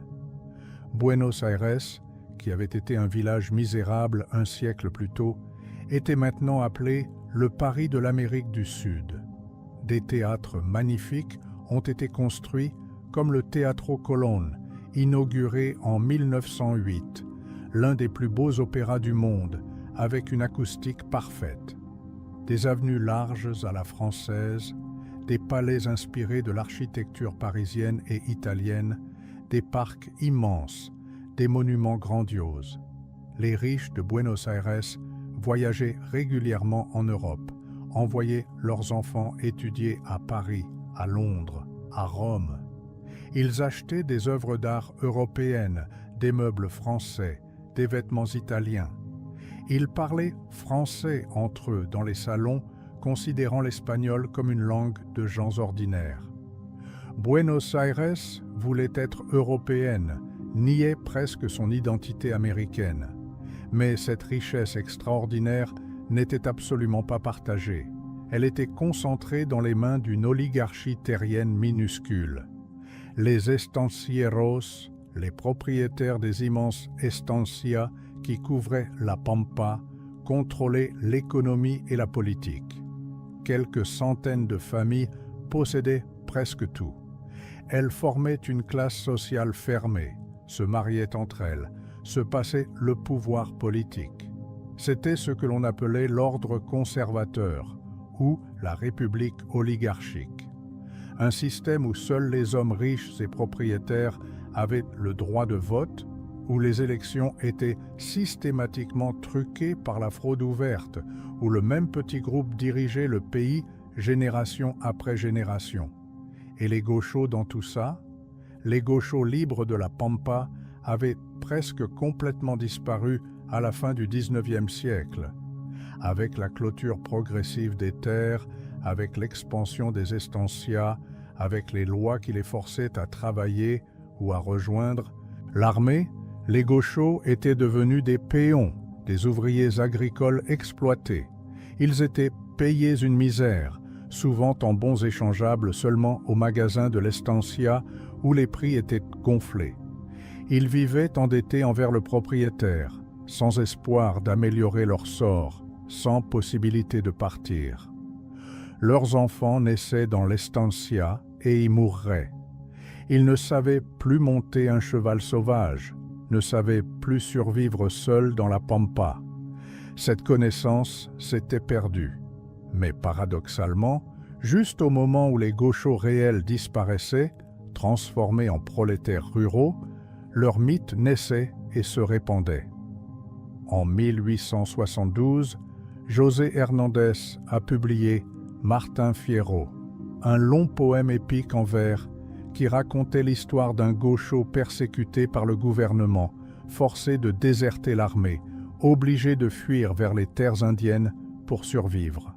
C'était une critique féroce et courageuse du système qui détruisait les gauchos, qui les transformait en chair à canon pour les guerres frontalières. Mais c'était aussi une glorification romantique de leur mode de vie, de leur courage, de leur liberté, de leur code d'honneur. Le poème est devenu immensément populaire dans toutes les classes sociales. Il a été lu, récité de mémoire, chanté dans toute l'Argentine. Des millions d'exemplaires ont été vendus. Martin Fierro est devenu le texte fondateur de l'identité argentine, l'équivalent argentin de Don Quichotte pour l'Espagne. Il a créé l'image romantique et mythique du gaucho que les Argentins conservent encore aujourd'hui dans leur imaginaire collectif. C'était une contradiction étrange et typiquement argentine. Alors que les gauchos réels étaient opprimés, marginalisés, transformés en une classe exploitée, ils étaient simultanément célébrés comme le symbole authentique de l'identité nationale. Les estancieros qui les exploitaient sans pitié décoraient leurs maisons de ville à Buenos Aires avec des objets gauchos, des selles en argent, des couteaux ornés. Ils organisaient des fêtes avec des danses folkloriques gauchos pour impressionner leurs invités européens. Ils portaient des costumes gauchos lors de cérémonies patriotiques. C'était une appropriation culturelle massive, une manière de créer une identité nationale mythique tout en effaçant les contradictions et les violences réelles. Pendant ce temps, l'immigration transformait profondément l'Argentine, surtout Buenos Aires et les provinces côtières. Entre 1870 et 1930, plus de 6 millions d'immigrants sont arrivés en Argentine. 6 millions. Pour un pays qui avait moins de 2 millions d'habitants en 1870, c'était une transformation démographique massive et sans précédent. En 1914, plus de 30% de la population totale de l'Argentine était née à l'étranger. À Buenos Aires, la proportion atteignait 50%. La moitié des habitants de Buenos Aires étaient des immigrants. Ils venaient principalement d'Italie et d'Espagne, mais aussi de France, d'Allemagne, de Russie, de Pologne, du Moyen-Orient, de l'Empire ottoman. Ils fuyaient la pauvreté écrasante de leur pays d'origine, les guerres, les persécutions. Ils venaient en Argentine parce qu'on leur avait dit, parce que les agents recruteurs leur avaient promis que c'était un pays riche, un pays d'opportunités infinies où la terre était gratuite et le travail abondant, où n'importe qui pouvait devenir propriétaire et prospère. La réalité qu'ils ont trouvée était très différente de ces promesses dorées. La terre n'était pas gratuite du tout. Elle était déjà distribuée, possédée par les grands estancieros. Les nouveaux arrivants ne pouvaient pas facilement devenir propriétaires. La plupart sont devenus des ouvriers agricoles, des locataires de terre, des métayers qui travaillaient la terre d'un autre en échange d'une partie de la récolte. Ou bien ils sont restés dans les villes, à Buenos Aires surtout, et sont devenus des travailleurs urbains dans les nouvelles industries, dans les docks du port, dans la construction. Ils se sont entassés dans des conventillos, ces immeubles délabrés du centre de Buenos Aires, où 10 ou 15 personnes de familles différentes vivaient dans une seule pièce minuscule. Les conditions étaient épouvantables. Pas d'eau courante, pas de toilette privée, une seule latrine commune pour tout l'immeuble. Les maladies se propageaient rapidement. La tuberculose, le choléra, la typhoïde, la fièvre jaune. Les enfants mouraient par milliers. Les salaires étaient misérables. Les journées de travail atteignaient 12 ou 14 heures, 6 ou 7 jours par semaine. Les droits des travailleurs n'existaient pas. On pouvait être viré à tout moment, sans compensation, sans recours. Ces immigrants ont amené avec eux des idées politiques nouvelles et dangereuses pour l'ordre établi. L'anarchisme, le socialisme, le syndicalisme révolutionnaire. En Europe, surtout en Italie, en Espagne, en France, ces mouvements ouvriers étaient déjà forts, organisés, menaçants pour les élites. En Argentine, ils ont trouvé un terrain extraordinairement fertile. Les ouvriers, argentins natifs et immigrants, ont commencé à s'organiser en syndicats, en sociétés de résistance comme on les appelait. Ils ont commencé à faire grève pour exiger de meilleurs salaires, de meilleures conditions, une journée de travail de 8 heures. La première grande grève en Argentine a eu lieu en 1890, organisée par les ouvriers du port de Buenos Aires. Puis les grèves sont devenues de plus en plus fréquentes, de plus en plus massives.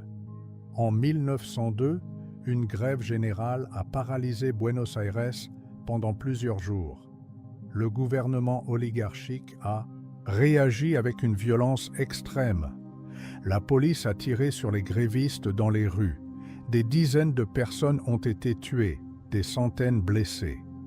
En novembre 1902, le Congrès argentin a adopté la loi de résidence, une loi répressive qui permettait au gouvernement d'expulser n'importe quel étranger, considéré comme dangereux pour l'ordre public ou la sécurité nationale, sans procès, sans possibilité d'appel. Des milliers d'anarchistes et de socialistes, principalement italiens et espagnols, ont été arrêtés et déportés vers leur pays d'origine. Mais les mouvements ouvriers n'ont pas disparu. Au contraire, ils sont devenus plus forts, mieux organisés, plus radicaux. En 1904, un nouvel acteur politique majeur est entré en scène. L'Union civique radicale, plus connue simplement comme le Parti radical. C'était un parti qui représentait principalement la classe moyenne en expansion, ces professionnels, commerçants, employés, petits propriétaires, tous ces gens qui étaient complètement exclus du système politique oligarchique, mais qui n'étaient pas des ouvriers pauvres. Leur leader était Hipólito Yrigoyen, un homme extraordinaire et mystérieux. Yrigoyen était professeur, mais il vivait très modestement dans une petite maison à Buenos Aires, refusait les signes extérieurs de richesse. Il parlait peu, avait un air mystique, presque religieux. Il ne faisait pas de grands discours publics. Il rencontrait les gens individuellement, écoutait leurs problèmes, promettait de les aider. Ses partisans le vénéraient comme un sauveur, presque comme un saint. Il incarnait une forme de politique personnaliste et charismatique qui allait devenir typique en Argentine. Le Parti radical exigeait avant tout le suffrage universel masculin et le vote secret, parce que le système électoral en place était une farce complète. Seule une fraction minuscule de la population masculine pouvait voter, et même ces élections étaient truquées ouvertement. On bourrait les urnes avec des bulletins pré-remplis. On forçait les peons des estancias à voter pour le candidat de leur patron. On achetait des votes avec de l'alcool ou de l'argent. On intimidait les opposants avec des menaces ou de la violence. C'était une démocratie en nom seulement. Yrigoyen a refusé de participer à ce système corrompu. Il a appelé à l'abstention électorale révolutionnaire. Et il a même organisé des insurrections armées en 1893 et en 1905. Les deux ont échoué assez rapidement, mais elles ont montré que le Parti radical était sérieux, qu'il était prêt à utiliser la force si nécessaire. Et elles ont fait peur à l'oligarchie. Peut-être était-il temps de concéder quelque chose avant que tout n'explose vraiment. En 1912, sous une pression croissante, le président conservateur Roque Sáenz Peña, un homme relativement progressiste, pour son milieu, a fait adopter une loi électorale révolutionnaire. La loi Sáenz Peña établissait le suffrage universel masculin obligatoire et le vote secret. C'était un changement énorme. Pour la première fois dans l'histoire argentine, tous les hommes adultes argentins pouvaient voter, indépendamment de leur richesse, de leur éducation, de leur statut social.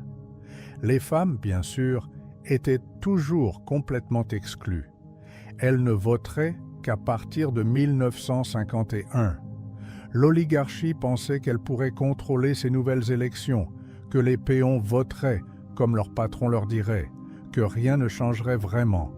Ils se trompaient complètement.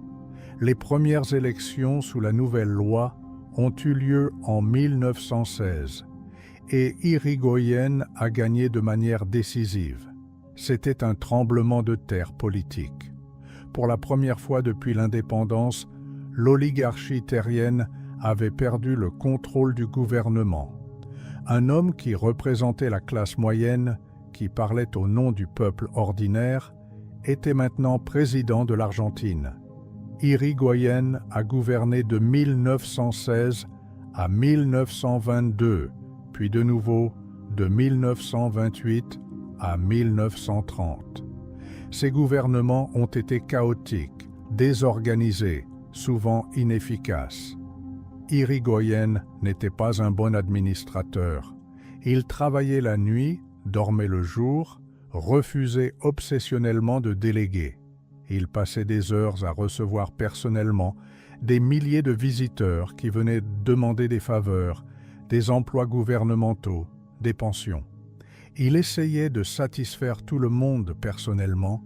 Il a créé une énorme bureaucratie clientéliste où les emplois publics étaient distribués aux partisans radicaux. Mais il a aussi essayé de réformer le pays dans certaines directions progressistes. Il a soutenu les syndicats ouvriers, du moins au début de son premier mandat. Il a essayé de réglementer les compagnies pétrolières étrangères qui exploitaient les réserves argentines. Il a créé YPF, Yacimientos Petrolíferos Fiscal, la première compagnie pétrolière nationale d'Amérique latine. Il a défendu farouchement la neutralité de l'Argentine pendant la Première Guerre mondiale, refusant de se joindre aux Alliés, malgré d'énormes pressions de la Grande-Bretagne et des États-Unis. C'était une position extrêmement populaire en Argentine, où beaucoup d'immigrants avaient des liens avec l'Allemagne et l'Autriche-Hongrie. Mais Irigoyen a aussi trahi les ouvriers de manière sanglante quand leurs demandes sont devenues trop radicales. En janvier 1919, une grève des ouvriers métallurgistes à Buenos Aires s'est transformée en quelque chose de beaucoup plus grand, une quasi-insurrection. Les ouvriers, majoritairement anarchistes et socialistes, ont érigé des barricades dans les quartiers pauvres. Ils ont affronté la police. Ils ont occupé des usines. Irigoyen, paniqué, a envoyé l'armée et la police. Ils ont tiré sur les foules de grévistes et de manifestants. Des groupes paramilitaires de droite, regroupés dans la Liga Patriotica Argentina, composés de jeunes hommes de l'élite et de la classe moyenne, ont attaqué les quartiers ouvriers, spécialement les quartiers juifs russes qu'ils associaient au bolchevisme.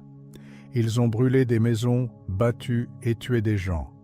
C'était un véritable pogrom dans les rues de Buenos Aires. On estime qu'entre 150 et 700 personnes ont été tuées pendant cette semaine tragique de janvier 1919. Les chiffres exacts ne sont pas connus parce que beaucoup de corps ont disparu, jetés dans le fleuve ou enterrés dans des fosses anonymes.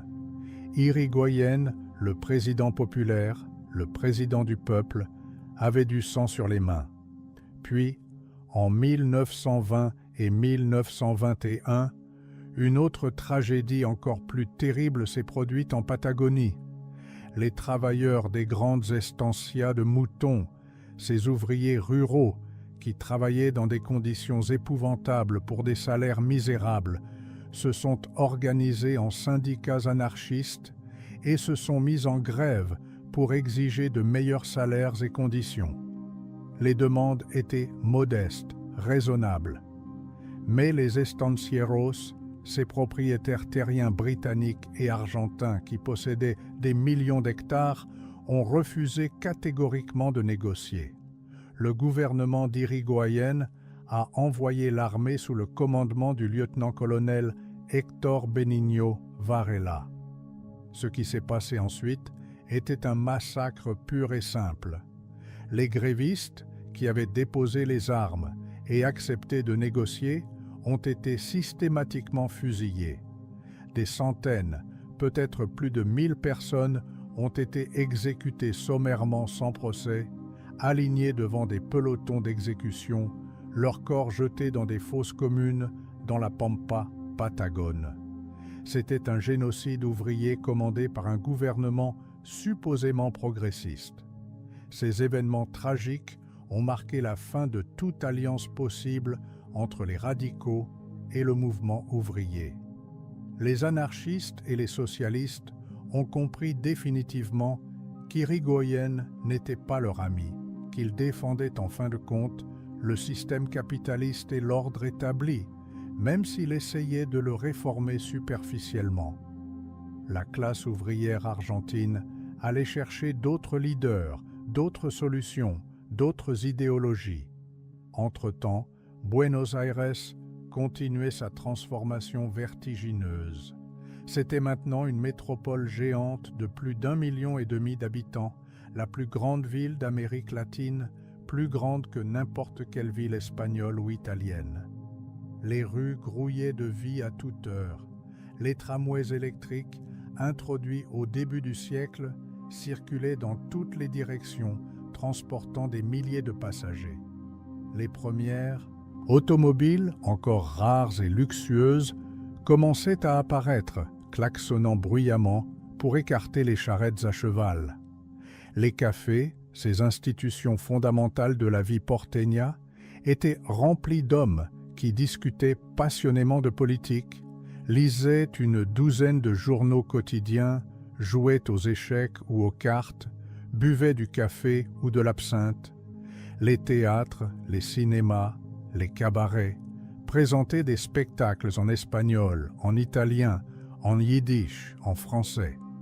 Les librairies vendaient des livres du monde entier, souvent avant qu'ils n'arrivent en Espagne. Et il y avait le tango. Pas le tango élégant et romantique que vous connaissez peut-être des salles de danse modernes, mais le tango authentique et sombre des années 1900 et 1910, né dans les bordels et les bars louches du port de Buenos Aires. C'était une musique et une danse des marginaux, des immigrants, des prostituées, des souteneurs, des voyous. Le tango parlait de trahison amoureuse, de jalousie meurtrière, de solitude urbaine, de nostalgie pour un pays lointain qu'on ne reverrait jamais. C'était une musique profondément triste, mélancolique, parfois violente dans son intensité émotionnelle. Les paroles étaient en lunfardo, l'argot complexe de Buenos Aires, un mélange fascinant d'espagnol, d'italien, de français, de langues africaines, de calo-gitan. C'était une langue secrète, presque incompréhensible pour ceux qui ne faisaient pas partie de ce monde interlope. Le tango était considéré comme vulgaire, obscène par la société respectable. Les familles bourgeoises interdisaient strictement à leurs enfants de le danser. L'Église catholique le condamnait régulièrement comme une danse immorale qui menait au péché. Mais le tango a survécu et s'est répandu. Et quand il a été exporté à Paris dans les années 1910, quand il est devenu une mode dans les salons parisiens, soudain il est devenu respectable en Argentine aussi, selon cette logique coloniale typique où ce qui est accepté en Europe devient automatiquement acceptable ici. Les riches qui l'avaient méprisé ont commencé à le danser dans leurs clubs privés.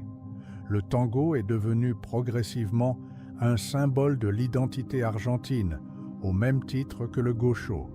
C'était une autre appropriation, une autre façon de créer un récit national en effaçant les origines troubles et marginales.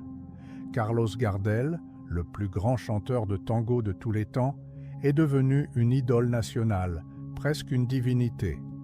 Personne ne savait vraiment d'où il venait.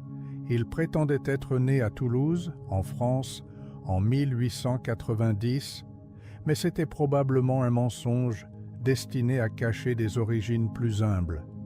Il était peut-être né à Montevideo, en Uruguay, fils illégitime d'une blanchisseuse, ou à Buenos Aires même, peu importe vraiment.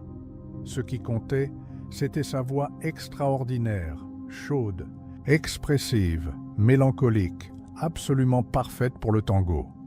Ses chansons comme Mi Buenos Aires Querido, Volver, El Dia que me quieras, Cuesta Abajo sont devenus des hymnes nationaux non officiels.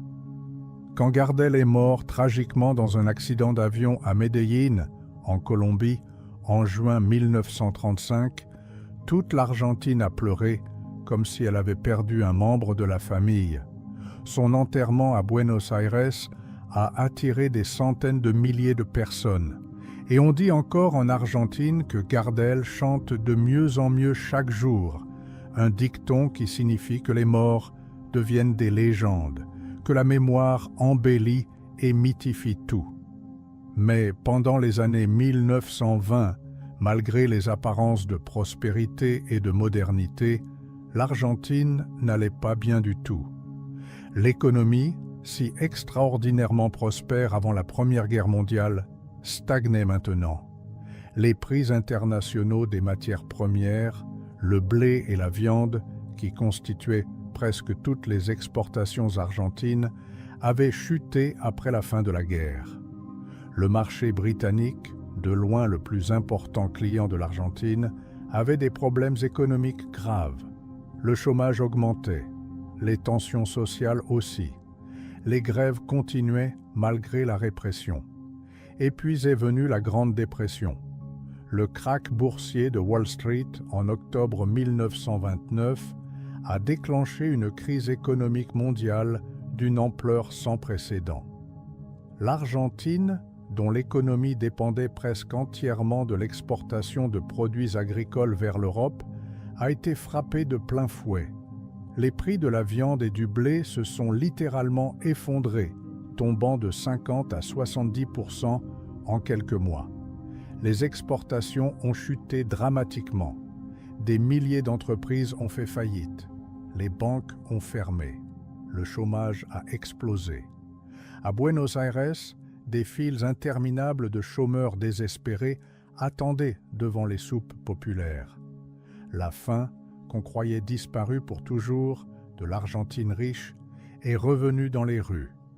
Irigoyen, réélu triomphalement en 1928 à 76 ans, était maintenant un vieil homme fatigué qui n'arrivait plus à gouverner efficacement. Son administration était complètement paralysée, incapable de répondre à la crise économique. Il ne prenait presque plus de décisions. Les problèmes s'accumulaient sans solution. L'opposition conservatrice, l'oligarchie qui avait perdu le pouvoir en 1916 et qui attendait patiemment son heure depuis, a vu son opportunité, et l'armée aussi. Le 6 septembre 1930, un coup d'État militaire organisé par le général José Félix Uriburu a renversé Irigoyen facilement, presque sans résistance. C'était le premier coup d'État militaire réussi en Argentine depuis l'indépendance plus d'un siècle auparavant. Malheureusement, ce ne serait absolument pas le dernier. Au contraire, il ouvrait une ère de coups d'État militaires récurrents qui allait hanter l'Argentine pendant le reste du XXe siècle. Uriburu admirait ouvertement Mussolini et le fascisme italien. Il voulait créer un régime corporatiste autoritaire en Argentine, abolir la démocratie parlementaire qu'il méprisait comme faible et corrompue. Mais il n'a pas réussi. Les conservateurs traditionnels l'ont utilisé pour reprendre le pouvoir, puis l'ont rapidement écarté quand il est devenu clair qu'il n'avait pas assez de soutien pour imposer sa vision fasciste. De 1930 à 1943, l'Argentine a été gouvernée par une succession de présidents conservateurs, tous issus de la vieille oligarchie terrienne, élus par des élections systématiquement truquées. Cette période est connue en Argentine comme la década infâme, la décennie infâme. C'était un retour complet à l'ancien système oligarchique d'avant 1916. La fraude électorale était massive, ouverte, cynique. On ne se donnait même plus la peine de la cacher. Le gouvernement était profondément corrompu. Il servait exclusivement les intérêts des grands propriétaires terriens, des compagnies britanniques qui contrôlaient les chemins de fer, les tramways, une grande partie du commerce extérieur. En 1933, le gouvernement argentin a signé le pacte Roca-Runciman avec la Grande-Bretagne. C'était un traité commercial humiliant, presque colonialiste. L'Argentine acceptait de continuer à acheter des produits britanniques, de donner des privilèges énormes aux entreprises britanniques, d'acheter du charbon britannique dont elle n'avait pas besoin, en échange de la simple promesse que la Grande-Bretagne continuerait à acheter de la viande argentine. C'était une capitulation complète de la souveraineté économique. Lisandro de la Torre, un sénateur démocrate progressiste et courageux, a dénoncé ce pacte au Sénat comme une trahison nationale. Il a enquêté sur les frigorifiques étrangers et a révélé une corruption massive. Lors d'un débat passionné au Sénat en juillet 1935, un de ses alliés politiques, Enzo Bordaberry, a été assassiné à ses côtés dans l'hémicycle même du Sénat par un tueur à gages envoyé par les intérêts liés aux frigorifiques. C'était un scandale énorme, mais personne n'a été vraiment puni. Le gouvernement a étouffé l'affaire. Pendant cette décennie infâme, l'Argentine a stagné économiquement et moralement. Mais paradoxalement, quelque chose d'important se préparait sous la surface. L'industrialisation avait commencé pendant la Première Guerre mondiale, quand les importations européennes s'étaient arrêtées et que l'Argentine avait dû produire localement ce qu'elle importait avant. Ce processus s'est accéléré pendant les années 30 avec la crise. Ne pouvant plus exporter autant, ne pouvant plus importer autant, l'Argentine a développé une industrie nationale de substitution. Des usines textiles, des usines métallurgiques, des usines de produits chimiques ont été créées. Et ces usines employaient de plus en plus d'ouvriers. Une nouvelle classe ouvrière urbaine et industrielle grandissait rapidement à Buenos Aires et dans les villes industrielles de l'intérieur. Ces ouvriers ne ressemblaient pas aux immigrants anarchistes et socialistes de la génération précédente. Beaucoup étaient des migrants internes, des provinciaux qui venaient des campagnes vers Buenos Aires en cherchant du travail. Ils étaient appelés péjorativement « cabecitas negras », petites têtes noires, par l'élite blanche et européanisée de Buenos Aires, qui les méprisait comme des arriérés, des quasi-indiens. Ces nouveaux ouvriers n'étaient pas attirés par l'anarchisme ou le socialisme international. Ils cherchaient quelque chose de différent, quelque chose de plus national, de plus argentin. En 1943, un nouveau coup d'État militaire, mené par un groupe d'officiers nationalistes, organisé dans une loge secrète appelée GU, Grupo de Oficial Unidos, a renversé le gouvernement conservateur. Ces officiers étaient mécontents de la corruption, de la fraude, de la soumission aux intérêts britanniques. Certains sympathisaient avec le fascisme européen, d'autres étaient simplement des nationalistes qui voulaient une Argentine forte et indépendante. Parmi ces officiers, il y en avait un qui allait changer complètement l'histoire argentine.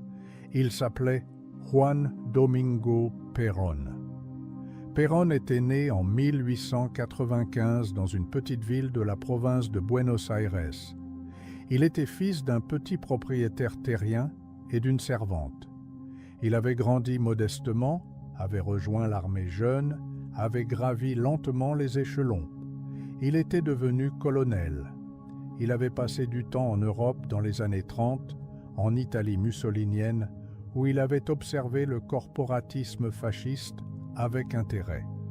Mais Perón n'était pas un fasciste au sens strict. Il était quelque chose de plus complexe, de plus difficile à définir. Après le coup d'État de 1943, Perón a été nommé à un poste apparemment mineur, directeur du département national du travail, qui allait bientôt devenir le secrétariat du travail et de la prévoyance. C'était un poste que personne d'autre ne voulait parce qu'il semblait sans importance. Mais Perón a compris quelque chose que les autres militaires n'avaient pas compris. Il a compris que cette nouvelle classe ouvrière industrielle était une force politique massive qui attendait quelqu'un pour la mobiliser, pour l'organiser, pour lui donner une voix. Perón a commencé à rencontrer systématiquement les leaders syndicaux. Il a écouté leurs demandes.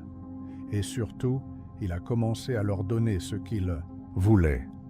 Des augmentations de salaire, des conventions collectives, des lois qui protégeaient les droits des travailleurs, des tribunaux du travail, des vacances payées, un salaire minimum, un système de retraite, des logements sociaux, des hôpitaux publics, des colonies de vacances pour les enfants d'ouvriers. C'était révolutionnaire pour l'Argentine, où les ouvriers n'avaient jamais rien obtenu. Les syndicats, qui avaient été persécutés et réprimés pendant des décennies, ont soudainement trouvé un allié puissant au gouvernement. Ils ont commencé à soutenir Perón massivement. Et Perón, en retour, utilisait leur soutien pour accumuler du pouvoir au sein du gouvernement militaire. En février 1944, il est devenu aussi ministre de la guerre. En juillet 1944, Il est devenu vice-président tout en gardant le secrétariat du travail. Il était maintenant l'homme le plus puissant du gouvernement. Mais Perón avait aussi une autre arme secrète.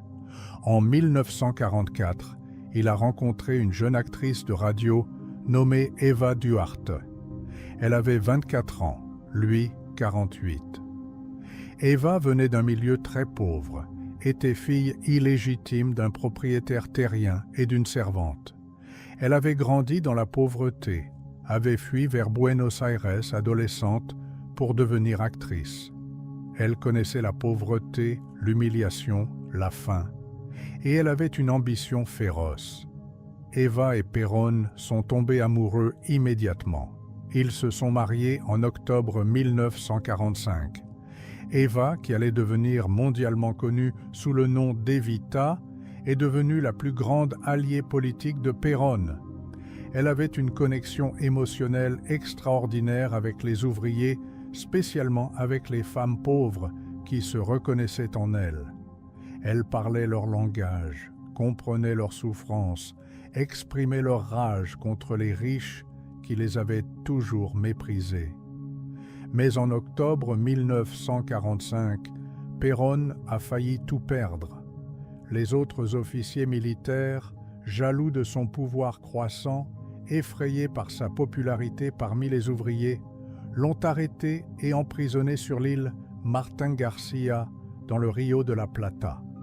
Ils pensaient que c'était fini pour lui. Ils se trompaient complètement. Le 17 octobre 1945, quelque chose d'extraordinaire s'est produit. Des centaines de milliers d'ouvriers, mobilisés par les syndicats et par Evita, ont convergé vers la Plaza de Mayo, au cœur de Buenos Aires. Ils venaient des usines, des faubourgs, des banlieues industrielles. Beaucoup marchaient pieds nus ou en sandales parce qu'ils n'avaient pas de chaussures. C'étaient les cabecita negras, les descamisados, les sans-chemises que l'élite méprisait.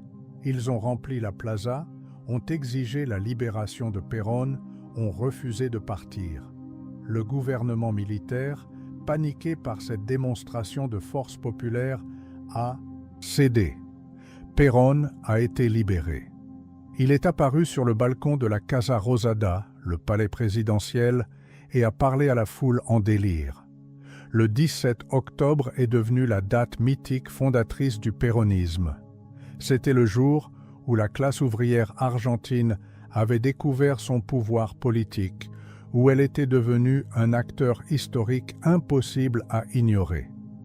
En février 1946, des élections présidentielles ont été organisées.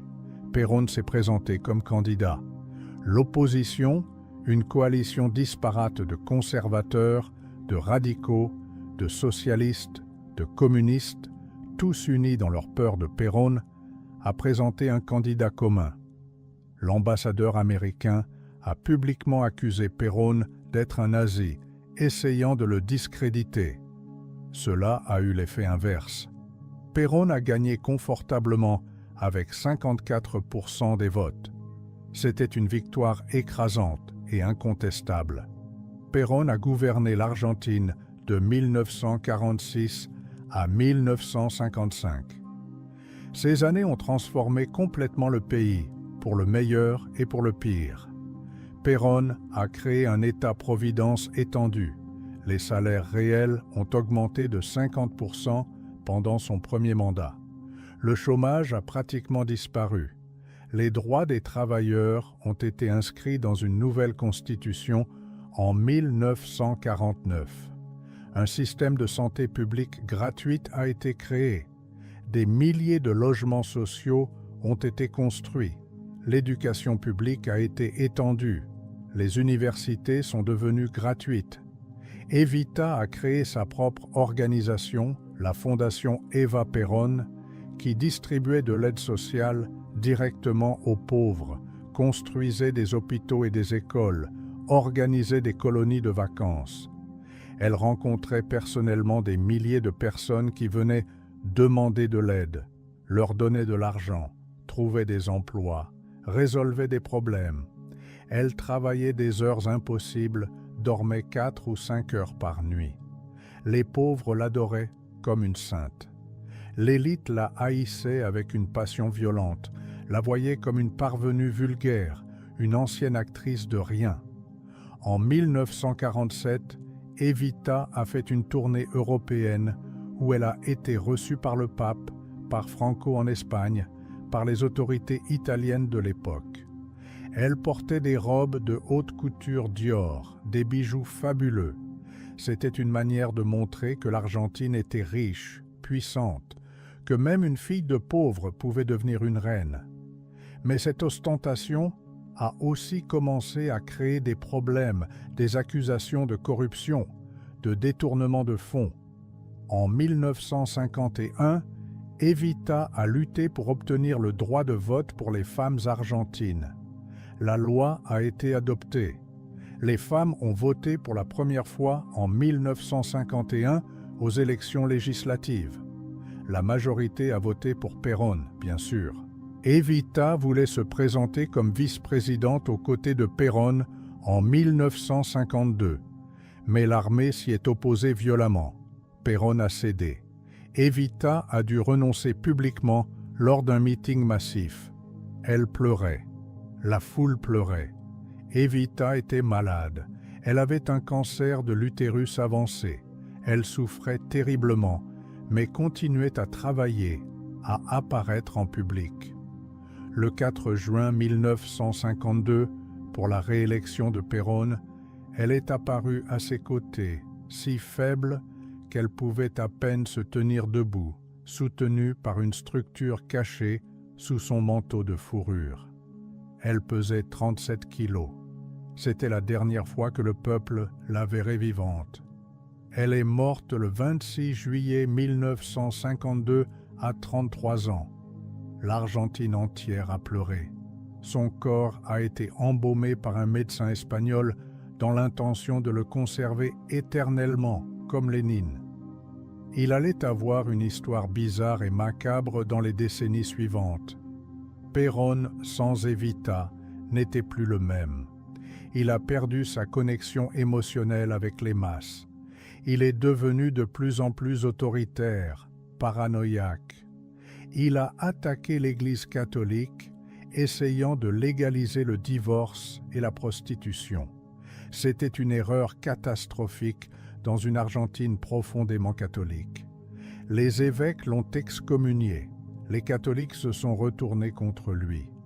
En juin 1955, des avions de la marine ont bombardé la Plaza de Mayo pendant un meeting péroniste, tuant plus de 300 civils. C'était une tentative de coup d'État qui a échoué, mais qui montrait que l'armée était divisée. En septembre 1955, un nouveau coup d'État militaire, la Révolution Libertadora, a finalement réussi. Perón s'est enfui sur une canonnière paraguayenne. Il est parti en exil, d'abord au Paraguay, puis au Panama, puis au Venezuela, puis en Espagne, franquiste, où il s'est installé pour les 18 années suivantes. Les militaires qui ont pris le pouvoir ont essayé d'effacer le péronisme. Ils ont interdit le parti péroniste. Ils ont interdit de prononcer le nom de Perón ou d'Evita. Ils ont enlevé le corps embaumé d'Evita et l'ont caché pendant des années, finalement en Italie, sous un faux nom. Ils ont persécuté les péronistes. Mais ils n'ont pas réussi à détruire le mouvement. Les ouvriers restaient péronistes. Les syndicats restaient péronistes. L'Argentine est entrée dans une période d'instabilité chronique. Coup d'État militaire, gouvernement civil faible élu avec le péronisme interdit, crise économique récurrente, inflation galopante, violence politique croissante. En 1973, après 18 ans d'exil, Perón a été autorisé à revenir. Des millions de personnes l'ont accueilli. Il a été réélu président à 77 ans. Mais il était vieux, malade, dépassé par les événements. Il est mort en juillet 1974. Sa troisième épouse, Isabel Perón, lui a succédé et est devenue la première femme présidente d'un pays dans l'hémisphère occidental. Mais elle était incompétente, manipulée par un conseiller sinistre. Le chaos a empiré. En mars 1976, l'armée a pris le pouvoir une fois de plus. Cette fois, c'était différent. Ce serait la dictature la plus brutale de l'histoire argentine. Mais cette histoire, l'histoire de la dictature militaire, des disparus, de la guerre des Malouines, du retour de la démocratie, c'est une autre histoire pour une autre fois. Ce que vous devez retenir, c'est que l'histoire de l'Argentine, de ses gauchos libres dans la pampa infinie jusqu'à Perón et au péronisme qui domine encore la politique argentine aujourd'hui, est une histoire de transformation radicale, de contradictions jamais résolues, de richesses perdues, de rêves brisés et reconstruits. C'est l'histoire d'un pays qui aurait pu devenir une grande puissance mondiale et qui a échoué, pour des raisons complexes que les Argentins débattent encore passionnément. L'Argentine reste un pays fascinant, un pays de paradoxes, un pays où l'on discute de philosophie dans les cafés, où l'on pleure en écoutant du tango, où l'on se passionne pour la politique et le football avec la même intensité émotionnelle. Un pays qui n'a jamais vraiment décidé s'il voulait être européen ou américain, libéral ou populiste, tourné vers l'extérieur ou replié sur lui-même. Et maintenant, alors que cette longue histoire touche à sa fin, je vous invite à proposer vos propres sujets pour de futures histoires dans les commentaires. N'oubliez pas de vous abonner à la chaîne et de mettre un like si cette histoire vous a plu. Bonne nuit et que vos rêves soient paisibles.